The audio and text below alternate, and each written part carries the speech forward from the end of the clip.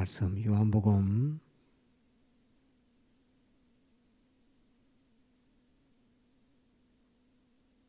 1장 35절 요한복음 1장 35절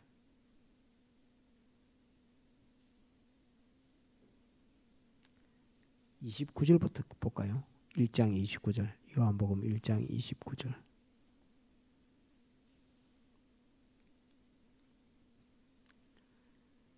봉독합니다. 이튿날 요한이 예수께서 자기에게 나오심을 보고 가로되 보라 세상 죄를 지고 가는 하나님의 어린 양이로다. 내가 전에 말하기를 내 뒤에 오는 사람이 있는데 나보다 앞선 것은 그가 나보다 먼저 계심이라 하는 것이 이 사람을 가리킴이라. 나도 그를 알지 못하였으나 내가 와서 물로 세례를 주는 것은 그를 이스라엘에게 나타내려 함이라 하니라. 요한이 또 증거하여 가로되 내가 보매 성령이 비둘기같이 하늘로서 내려와서 그의 위에 머물렀더라. 나도 그를 알지 못하였으나 나를 보내어 물로 세례를 주라 하신 그이가 나에게 말씀하시되 성령이 내려서 누구 위에든지 머무는 것을 보거든 그가 곧 성령으로 세례를 주는 이인 줄 알라 하셨기에 내가 보고 그가 하나님의 아들이심을 증거하였노라 하니라. 또 이튿날 요한이 자기 제자 중 두 사람과 함께 섰다가 예수의 다니심을 보고 말하되 보라 하나님의 어린 양이로다.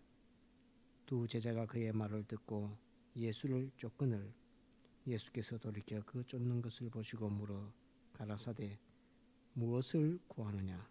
가로되 랍비여 어디 계시니오까 하니 랍비는 번역하면 선생이라. 예수께서 가라사대 와 보라. 그러므로 제가 계신 데를 보고 그날 함께 그하니 때가 제 10시쯤 되었더라. 여기까지 봅시다. 성은이가 그 아멘 이 찬송가를 치는데 이 아멘 이 찬송가는 바깥에는 없는 찬송가입니다. 우리 공회에서만 부르는 찬송가가 돼서 바깥에는 없는 찬송인데 벌써 이 찬송가가 이 아멘 이런 찬송가가 마음에 닿고 이것이 거부감이 안 생기고 이렇게 하면 빛 가운데 그 신앙 걸음을 걸어간다 이렇게 볼 수 있고 또 그 진실한 신앙의 걸음이 세상 외식의 신앙이나 위선의 신앙과는 마찰이 있을 수 있다 하는 것들도 이렇게 알 수 있습니다. 그래서 한편 이 반주를 해서 고맙기도 하고 또 감사하기도 하고 또 격려를 좀 해줘야 되겠다 하는 그런 마음도 들고 그랬습니다. 그래서 73장 찬송가 아멘 찬송가를 드렸는데 그러면 이제 질문을 이제 하나 해봐요. 여러분들에게 찬송가를 가지고 질문을 하나 해봐야겠습니다. 이 1절부터 7절까지 있는데 제가 드릴 선물은 아멘뿐이옵니다. 이렇게 유재현 목사님입니다. 그 가사를 쓰신 분이 목사님이 이렇게 가사를 써서 제가 드릴 한 선물은 아멘뿐이옵니다. 이 가사 속에도 그 시대가 얼마나 가난했는가 하는 이런 것들도 우리가 볼 수 있습니다. 아무것도 가진 것 없고 내가 오직 혈혈 단신으로 뭐 돈도 없고 아무것도 없다. 내가 주님 앞에 아멘밖에 드릴 것이 없다라고 이렇게 하는 그런 신앙 고백을 두고서 이제 이렇게 했는데 자 아멘뿐이옵니다.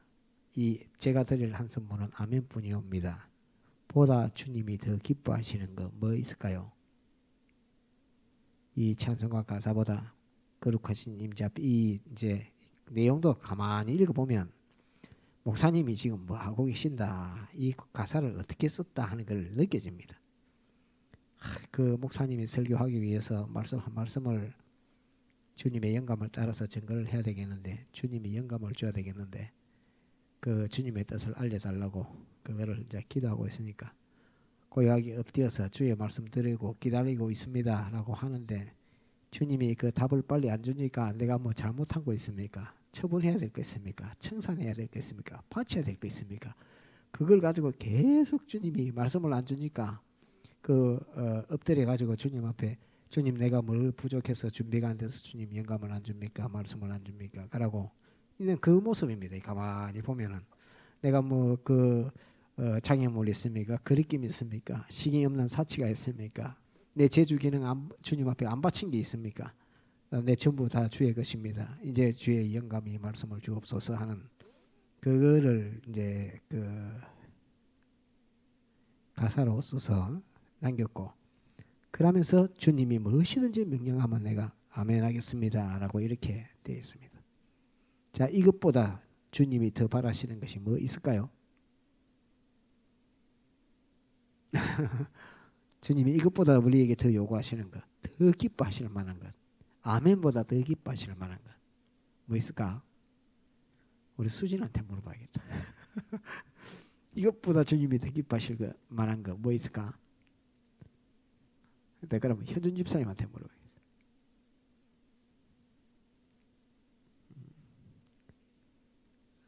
주님을 믿고 사랑하는가? 또 그러면 주한테 물어봐야겠다. 아멘입니다. 네, 다 그 주님 명령하시면 네, 아멘입니다. 라고 이렇게 할 때 이것보다 주님이 더 기뻐하실까? 우리 자신에게 뭐 있을까?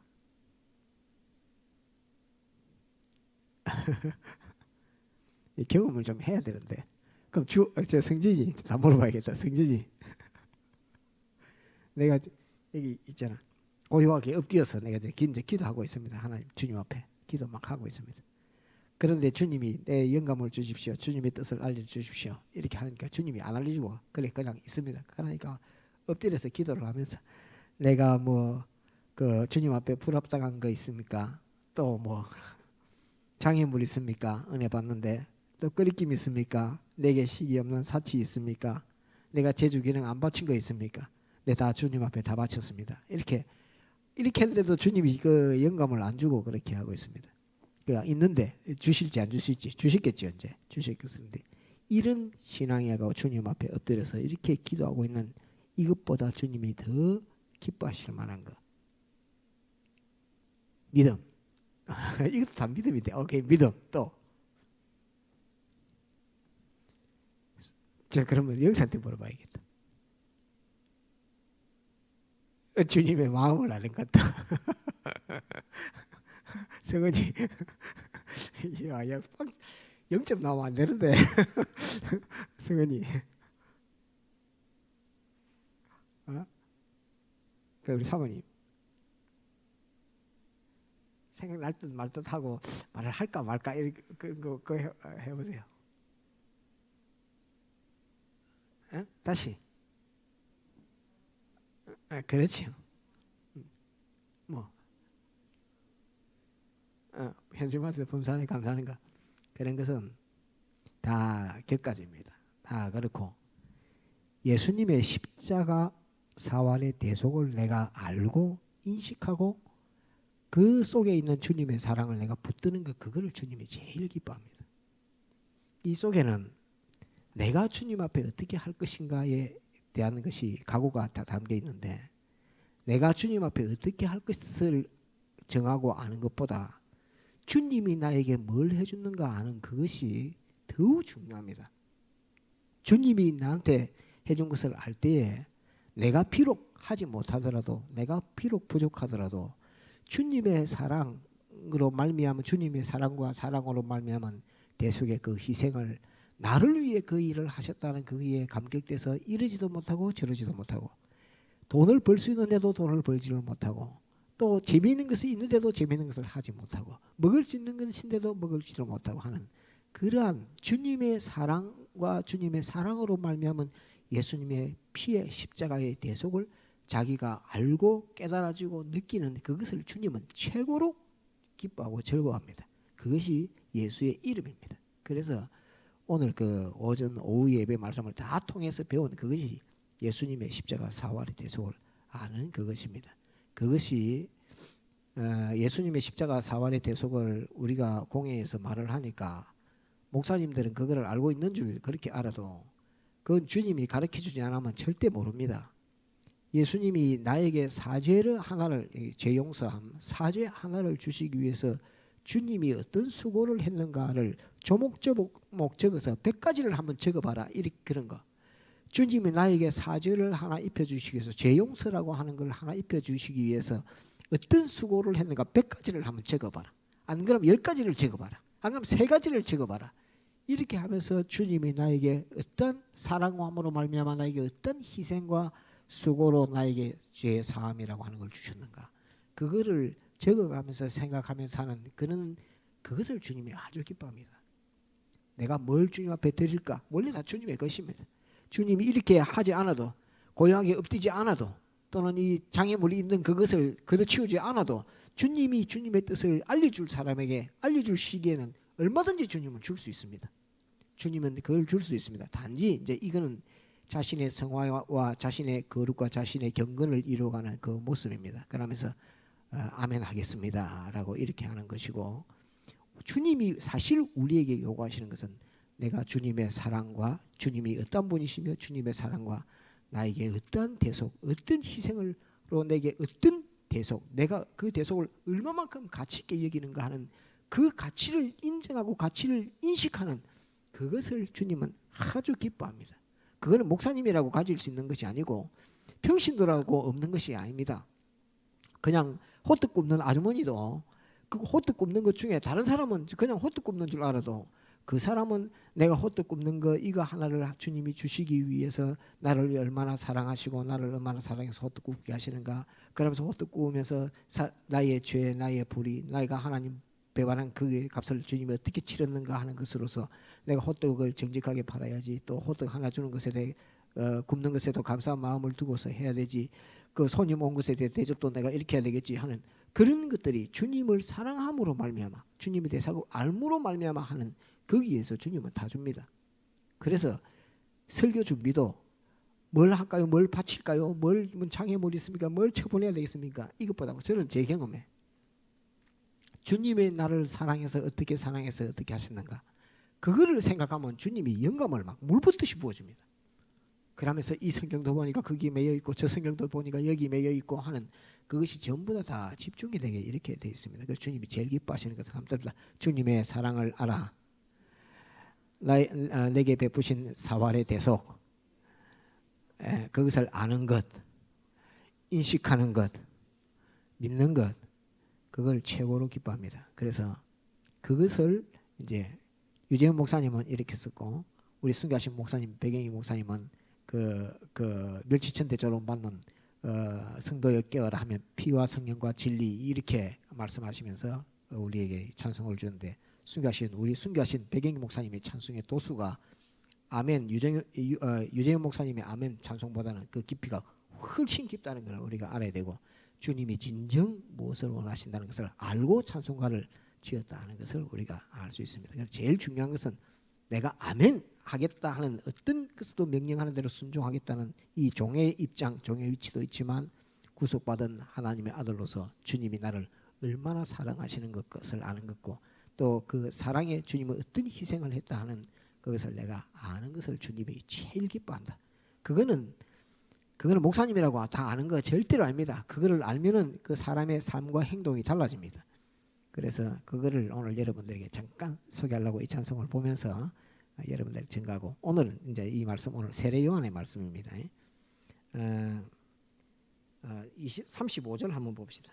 또 이튿날 요한이 자기 제자 중 두 사람과 함께 섰다가, 요한의 제자입니다. 예수의 다니심을 보고 말하되 보라 하나님의 어린 양이로다. 두 제자가 그의 말을 듣고 예수를 쫓거늘 이렇게 되어 있습니다. 여기에서 주님 세례 받으실 때에 세례 요한은 자기 제자라고 할 수 있는 제자 둘 있는데 둘 다 주님에게 다 보냈습니다. 그래서 자기는 이제 혼자 남게 됐습니다. 광야에서 역청으로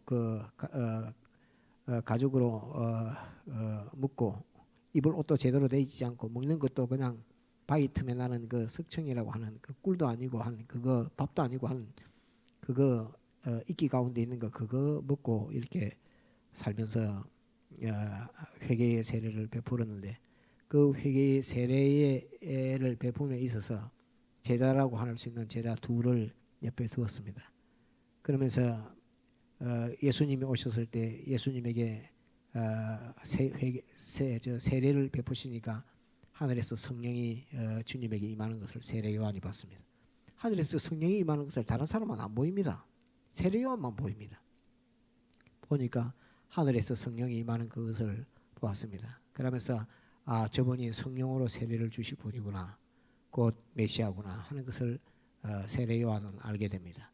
메시아인 것을 알게 되니까 비로소 내 할 일 다 했다 하는 그것을 세례 요한은 알게 됩니다. 그래 알게 되고 주님이 이제 그 다음 날 또 요단강가에 건이시니까 세례 요한이 주님을 보면서 두 제자가 섰는데 보라 하나님의 어린 양이로다 하는 그 말을 하니까 두 제자를 세례 요한이 보내는 겁니다.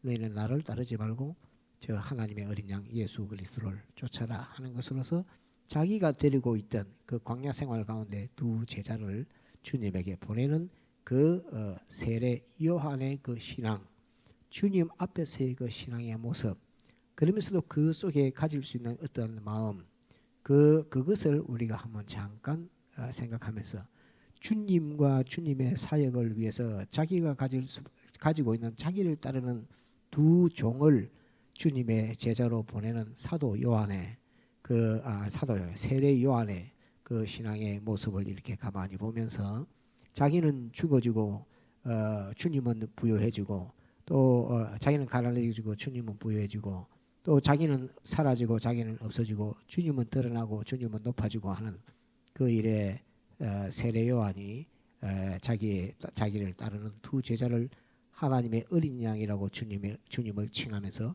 보내는 이 모습을 두고서 우리가 일생을 신앙 걸어감에 있어서 주님을 상대할 때에 세례 요한과 같은 그 마음과 심정을 가지고 주님을 상대해야 되고 주님의 복음을 상대해야 된다 하는 이것을 오늘 잠깐 소개하려고 우리가 성화, 그리스도의 형상을 닮아가는 성화의 구원을 이루어가면서 주님의 종으로서 주의 부르심을 따라서 우리가 복음을 가지고 신앙 걸음을 걸어감에 있어서 주님은 높아지고 주님은 영광스러워지고 나는 가진 것을 내어놓고 주님을 높이는 요 신앙, 세례 요한의 같은 그 신앙을 걸음을 걸어가는 이것이 성도의 마땅한 신앙의 일생의 걸음이라 하는 이것을 우리가 하나 꼭 기억을 해서 주님 보시고 우리가 이제 주님은 이제 죽으시고 부활하신 역사를 다 알았으니까 그분이 구주시고 그분이 메시아요, 그분이 나를 사랑했고 그분이 나를 위해 못 박혀 죽었고 부활했고 그분이 아버지 보좌 우편에 앉으신